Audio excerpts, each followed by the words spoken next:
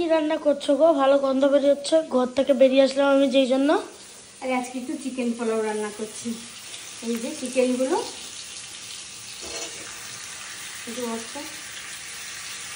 দিয়েছো গো, এতে দেখতে সাদা সাদা, গন্ধটাও বেশ ভালো। আরে এটা তো দই দিয়ে মাখিয়েছি, বেশি কিছু দিইনি।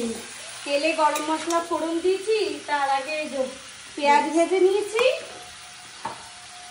আলু ভেজে নিয়েছি।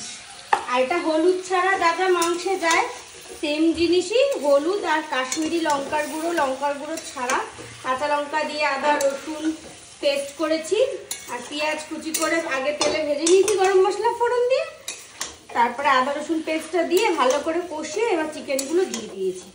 চিকেনটা একটু কষে গেলেই তারপরে চাল দিয়ে দেবো, আলু দেবো, জল দেবো, সব দিয়ে হবে চিকেন পোলাও। আর এই রেসিপিটা আমার কিন্তু ব্লগে আগে ছিল ভিডিওতে, তা একবার দেখিয়ে দিই।